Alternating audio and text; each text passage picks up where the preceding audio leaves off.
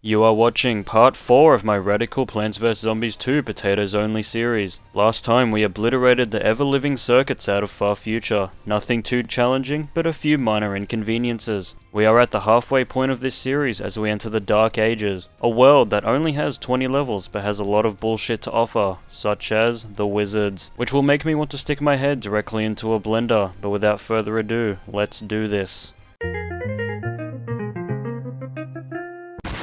Alright, day 1 of the Dark Ages. I know everyone is probably thinking the same thing right now. How are you going to do this challenge if sun doesn't fall from the sky? Well, if I do nothing, I obviously just die. I did some research and found that the Gravebuster could be a good contender. I mean, he's kinda built like a potato.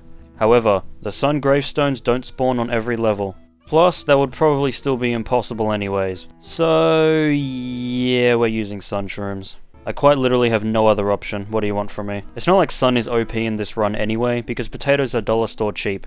The level itself was fine, a lot of zombies for the first level, but of course these peasants kneel before us as we pult our testosterone boosted taters directly at their kneecaps, earning us a quick first win. And on day 2, sorry, night 2, is when Foxy comes out of his pirate code. Okay, I'm sorry, that was a stupid reference. Yeah, nothing was really happening on night 2. I am noticing an incredible amount of zombies so early on. If you need a recap on how I deal with large gangs of zombies, I bunch them all up with sweet potato and blow them up with one potato mine.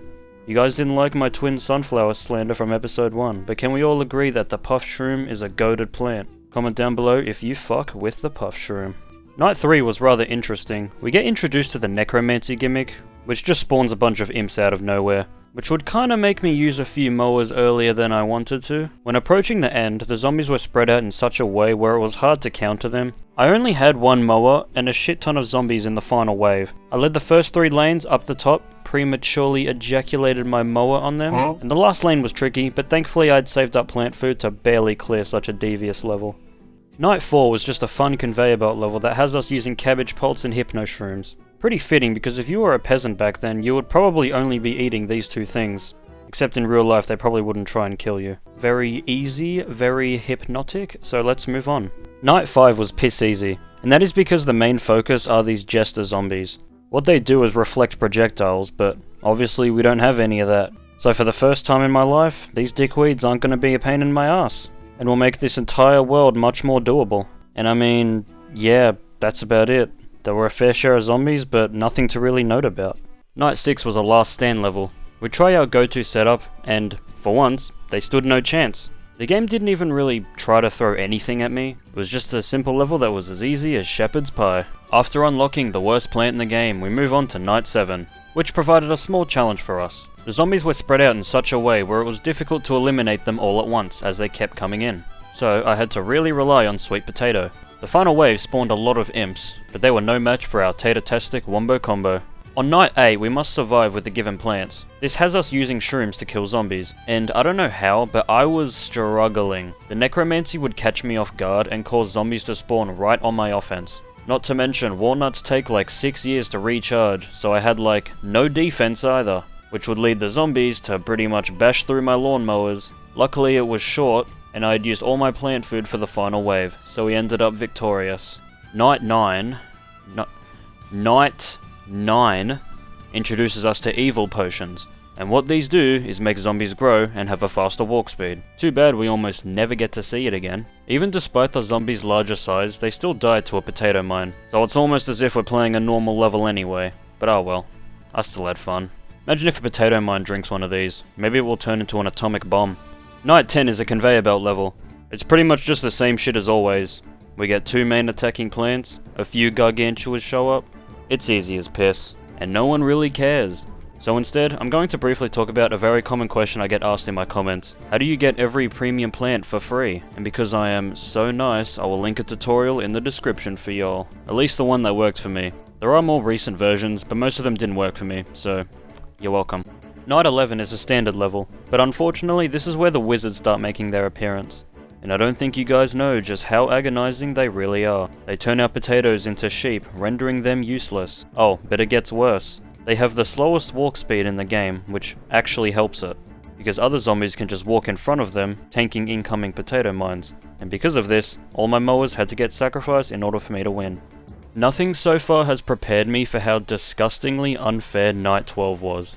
Like, holy shit, look at this. This level has us protecting an entire row of endangered puff shrooms, which really doesn't sound that bad, until you realize that you need to stock up on plant food in order to keep them alive. This is a key reason to why this sucks. I need my plant food in order to kill the wizards, because there is no way I can get a primed potato mine to kill them before it gets turned into sheep. And it's not like I can just pre-plant one, because the motherfucking gravestones are in the way.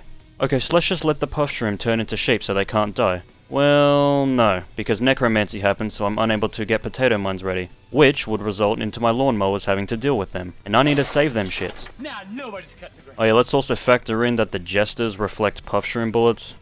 Remember when I said they wouldn't be a problem in this world? I tried for so long. I did manage to get to the end of the final wave, but just couldn't do it. So this marks the first level in the Dark Ages where I have to use a premium plant. Very unfortunate, but hey, what can you do? Night 13 is yet another conveyor belt level. We had to use peanuts to defend against the zombies, but there were also jesters reflecting stuff back, so it made for an interesting dynamic where our fume shrooms would have to attack them.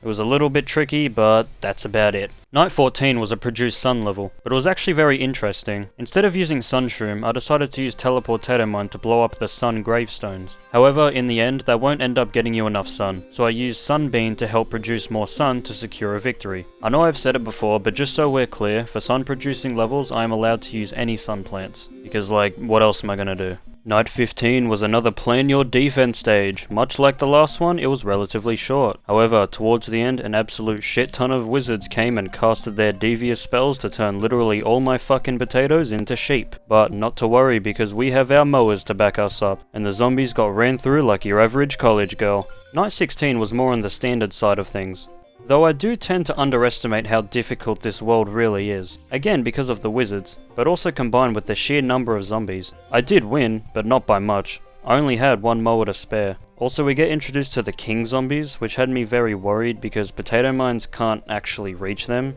But thankfully, if you have killed every other zombie on the field, they all just die. Night 17 is the other potion level. When you combine speed potions, a bunch of zombies and wizards, the game puts you to the ultimate test. This was astronomically hard. One potato mine can kill a group of zombies at once. Sweet Potato can defend, but that can only get me so far when they keep getting expelled into sheeps. The amount of times I got to the end and these motherfuckers are the last thing remaining, I can't.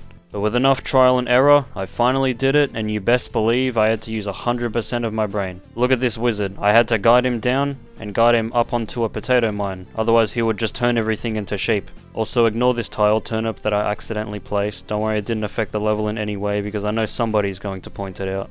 Day 18 we must survive with the given plants. And I'm not entirely sure what I was doing wrong, but this level was hard. Like, I don't necessarily know why, but a clusterfuck of knights, jesters, and wizards are enough to chew through everything. I was in such a can't be fucked mood that I resorted to using power-ups. Oh, but you said you're not allowed to use power-ups in this challenge. Yeah, well guess what, this level prevents us from using potatoes anyway, so it didn't even matter in the first place.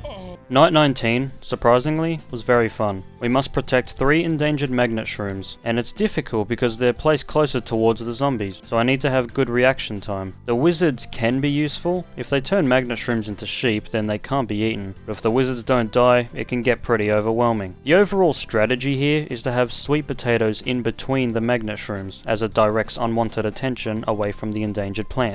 Believe it or not, I lost a number of times because I didn't have any defense, or I just forgot. But even with all this in mind, it was still pretty hard, but as long as we stick to the plan, I can make it work. Well, here we go. Night 20. Like always, not much to say really. As long as you have fume shrooms placed where the jesters are, you literally cannot lose. Also, why is this the first time we're seeing dragon imps? I completely forgot about them until now. I get that we're fighting a fire-breathing dragon and they're immune to them, but I feel like we should have seen them earlier. I'd be curious to see if they resist potato mine explosions too. Well, aside from that, Dark Ages was pretty enjoyable despite its length. I know there were a lot of level objectives, but most of them were actually decent. For this challenge, I give this world an 8 out of 10. Very nice. But after defeating the dragon, we get the key to my favorite world, Neon Mixtape Tour, which is where we'll be heading to in the next episode. As always, like, subscribe, comment. Until next time, peace.